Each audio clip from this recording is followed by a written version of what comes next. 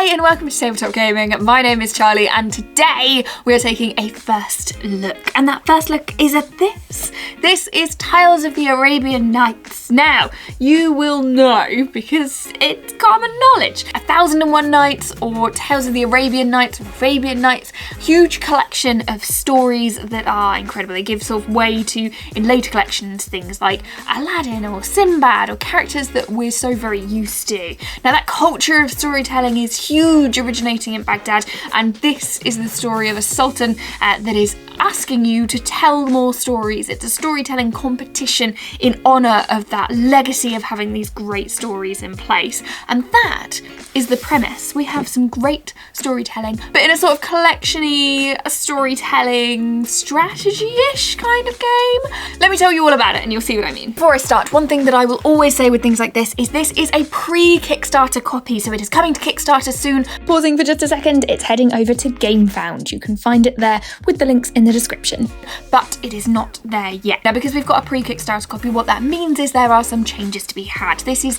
essentially a prototype. So the example I always give, we've got no box insert, some things have been assembled, some things haven't. We've got no sort of artwork on the back. These are the sorts of things that come through throughout the process and will come to you as a finished product. What we have is enough to be able to take a look at the game, to understand how it works and what we can expect from it, give us some initial art and give us some understanding of it without being the final product. So do expect to see some changes as it goes through. If we're aware of any extras, we always put them in the description anyway, so check those out. But otherwise, there's plenty here for us to take a look at. So let's do just that. Now, Tales of the Arabian Nights is a storytelling adventure game. It's for 2 to 5 players. So it's been created by Matthew Devon and Olivia Mellison, and it's illustrated by Amber Schaff and Joel Jrans. Now, it doesn't tell us straight away the age rating for this, but it is being described as a family game. Okay, so first up we have the board. Now, this is nicely sealed for us, so let's take a look at this in a little bit more detail. What I will say is, immediately, I like the colours and the decoration, which is always a good sign when that's your first impression, because I'm knowing these parts for great artwork, so I'm looking forward to how it's going to be. So, let's do this one first. What have we got? So, the centre of the board here is Baghdad itself. Now, when you want to tell your stories, this is where you're going to come back to. You also have your victory points to be marked around the outside. So in this beautiful pattern work, is not just a pretty border, you'll also keep track of your victory points too. And then this wide open space for where it is that you're going to be putting sort of those tiles, where you're going to be exploring and where you're going to be picking things up. Let's pop that down just for now and see what else we've got, because there is quite a lot in here. So first up, these are our Caravan Boards. Now they're going to have our character on them, and they're also going to be our way of keeping track of what skills and what things we've gained. So for example, we may lay tiles beneath them to show that we've gained more weaponry, for example, so we can fight better. Or it may be to show that we have upgraded our caravan so we can move further. These things are sort of your individual player boards, although in this case, caravans is what we're going with. Now, on top of that, in here, we have a number of story tiles. So these are the ones that we're going to be given. There are 4 of those that you're going to have. And one of the end conditions of the game is to have completed all 4. Now these are mixed, so you'll have some of these. And for example, once you've collected the tiles that have each of these symbols on them, you can go back to Baghdad and pitch your story to the Sultan. That will get you that many in terms of story points, which you can then use. There's lots of ways to gain points in this game, and that is one of them, is through having the most epic story, because not only is your Sultan going to give you points for it, but your fellow players are too, and you're going to be trying to reach each time the highest score that you can. It's the highest single score in terms of you don't add those together, it's just like personal best, but as long as your personal best beats everybody else, you end up with a lot more points at the end, so it's something to consider. But you'll have 4 of those to try and reach, 4 of those to try and use, and whichever ones you can, you do. If you complete all 4, we begin the points process. At the end of the game, begin working out whose points are what. So that's what those are. Speaking of that story, this is how we're going to work out what people are on. So if from all of those people vote and I only have, say, 5 points on my first story, but on my second story I have 14 points, my score on this track will be 14. If then I'm in first place, I get 23 victory points. If then I'm in second place, I get 16 victory points. And it's quite nicely marked out on there with really consistent sort of artistry that comes with it as well, so you know exactly what you're looking for. Your tile will then go on as much as other people, so you can see who is where and what you need to beat when you try and play these. Now I know I shouldn't immediately go for the shiniest thing in the box, but that's absolutely what I'm going to do right now, which is this, which has been constructed for me.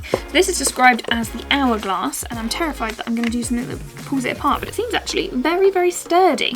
I've got a little stand here.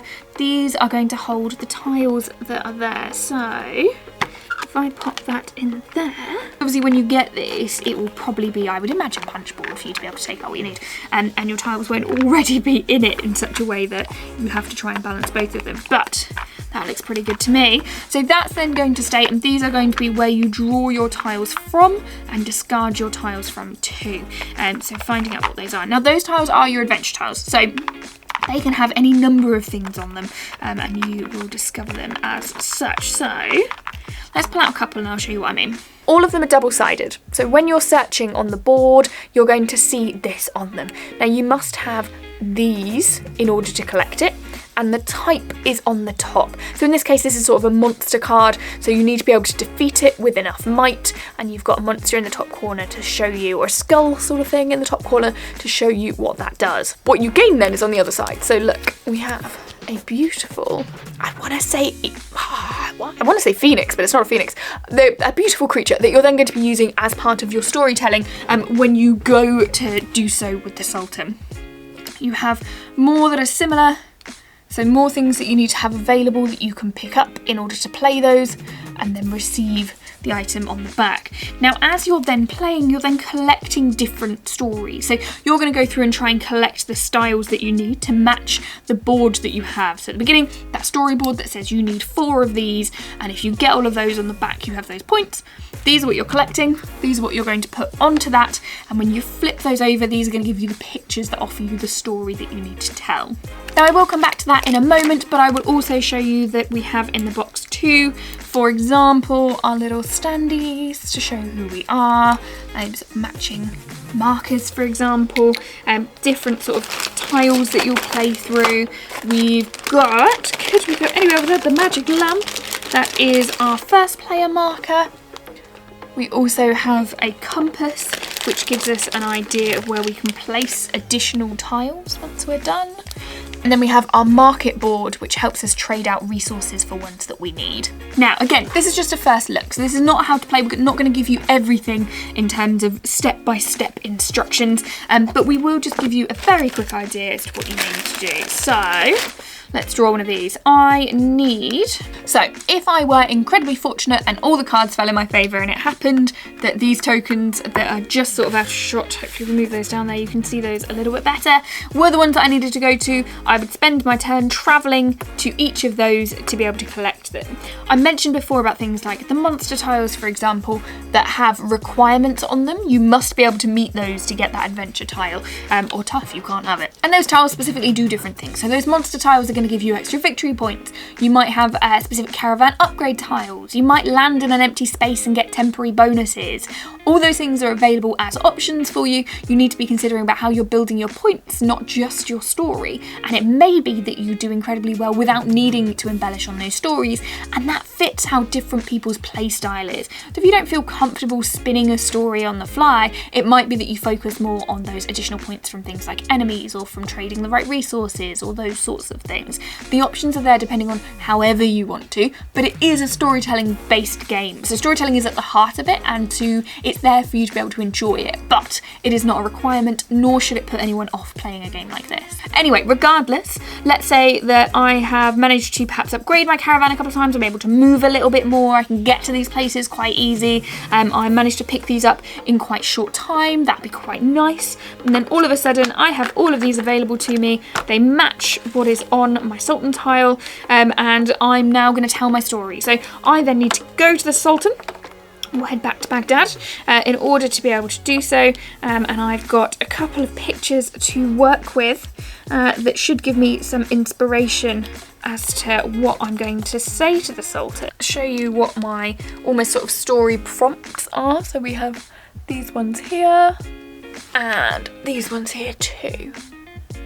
Some of them are slightly easier than others. Okay, so let's say I've been traveling for days, I've been working my way through the desert, and just when I thought I was going to run out of water, I stumbled upon a beautiful sort of city buried in between two huge cliff faces. It's this beautiful space, white brick against these sort of darker cliff faces. Absolutely beautiful. So I made my way through and was glad to see that there was a market available, and I inquired as to my wares, as to what's going on.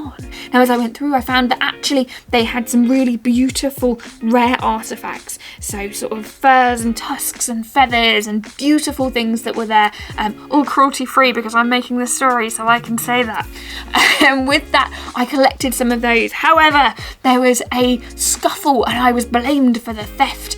So I had to save myself, prove my innocence, and then run away as quickly as possible before some sort of further evil, spirity style grumpiness came into effect.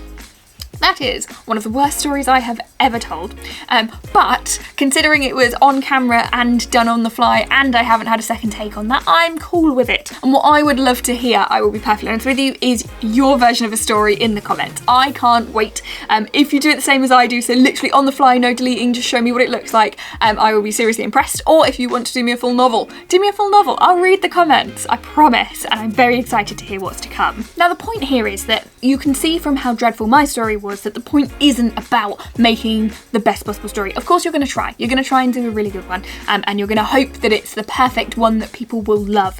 But if you're not comfortable storytelling, it doesn't even need to be that detailed, and that wasn't detailed. Now, from there, you will have a Sultan tile that you will turn over, so it's pretty much a chance as to what result you'll get from there, but you'll get some bonuses depending on that. So you might get a couple of bonus tiles if you have a lower score, for example, that may benefit you later along the line. You will then also have votes from your fellow players who will give you a score out of 5 as to what they thought of it, and then again you're going to be looking to combine those for your top personal best, and that then gets added to here, and your ranking in that after 4, after as many stories as you tell within the time before you hit the end condition, can be up to 4.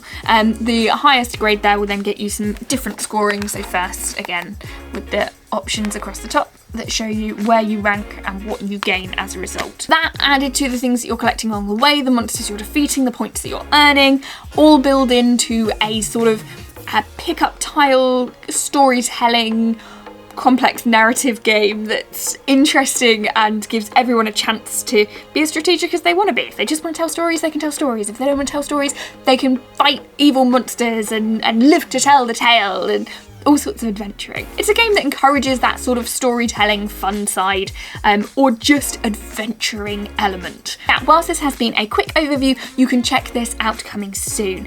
So keep an eye out. I will pop any links that you may need in the description. Speaking of links, you can head to tabletopgaming.co.uk for more from us specifically. Of course, you can hit like and subscribe, and please pop in the comments, firstly, what your thoughts are. Secondly, what your story is from the tiles that you had. I so want to read those. And I hope you enjoy that, and I hope you enjoy this. So thank you so much for watching, and have a wonderful day.